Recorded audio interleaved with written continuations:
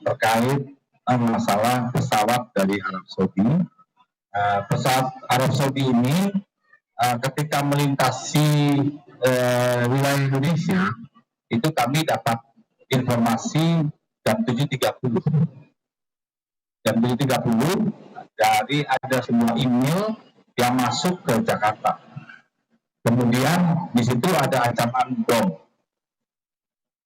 Nah, di situ dijelaskan bahwa pesawat akan diledakan ketika nanti landing di Jakarta. Tetapi sesuai dengan aturan yang kami miliki, SOP dari Kementerian Perhubungan, bahwa kita ada PM41, kemudian PM22, itu terkait bahwa penanganan gawat darurat. Jadi ketika kami mendapat informasi tersebut, maka kita akan akan mengaktifkan namanya EOC. EOC itu adalah Emergency Operation Center. Nah, itu kita aktifkan, kemudian setelah aktif di sini ada Pak GM, Pak Teguh Jati, langsung mengaktifkan, langsung berkoordinasi dengan aparat. Yang pertama yang kita hubungi adalah teman-teman dari kepolisian.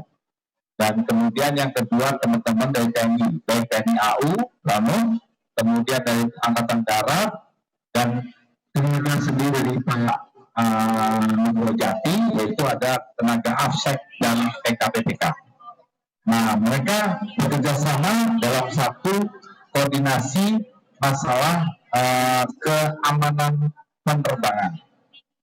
Kemudian langkah-langkahnya kami sudah punya job masing-masing, dan juga habis itu pesawat setelah menurunkan sebuah apapun, mereka diamankan ke suatu tempat sehingga mereka bisa ditangani lebih lanjut, baik dari segi imigrasinya maupun dari segi yang lain-lainnya.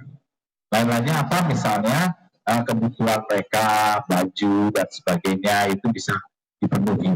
Kemudian teman-teman dari keamanan, polisi, Jihandak, Angkatan Darat, Angkatan Udara, semuanya mengamankan setelah mereka memindahkan pesawat ke namanya isolated area.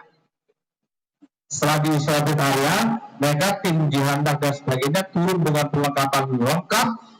Mereka dengan SOP yang ada, mereka amankan semua pesawat. Mulai dari kabin, mulai dari tempat kargo, dan tempat-tempat yang lain, sampai sekecil-kecil. Nah, setelah sampai saat ini, belum didapatkan tadi ancaman bom tadi. Maka, langkah selanjutnya penumpang diistirahatkan ke hotel, dan barang diperiksa oleh teman-teman Jihandak dan AFSEC. Mereka menurunkan X-ray, beberapa X-ray diturunkan, dan tim memproses itu semua satu persatu. Kenapa lama? Bayangkan, penumpang kita adalah 442. Kalau setiap penumpang membawa 3 koper sampai 5 koper, maka estimate akan sampai dengan 2000 koper. Ya kan? Jadi kenapa itu lama, teman-teman? Karena proses itunya kuantitinya banyak sekali. Dan sekarang mereka masih tetap bekerja loh, teman-teman Polri masih tetap berada di lapangan bekerja. Yang sudah clear baru pesawatnya. Nanti atas izin dari teman-teman Polda, kemudian sama Lanut, dicek ulang lagi. Setelah itu akan diserahkan ke teman-teman operasional, yaitu Mas Teguh Jati dan kawan-kawan. Nanti akan menyerahkan oleh Pak Pangdam dan Pak Kapolda, itu secara seremonial. Nah, karena ini menyangkut internasional. Artinya apa? Di kita internasional penanganannya teman-teman baik bandara, TNI, Polri, dan jajaran yang lain itu sangat baik sekali. Buktinya kita bisa menanggulangi dengan cepat. Bayangkan 442 dan jemaah haji. Jemaah haji itu berasal kebanyakan dari Depok dan Bekasi. Ya, jadi akan melanjutkan lagi di sini perjalanan ke Jakarta. Jadi kita berdoa saja, mudah-mudahan tidak ditemui di barang-barang yang 2000 tadi. Tapi Pak Kapolda dan jajarannya sudah yakin bahwa insya Allah ini tidak akan terjadi apa yang tidak kita inginkan.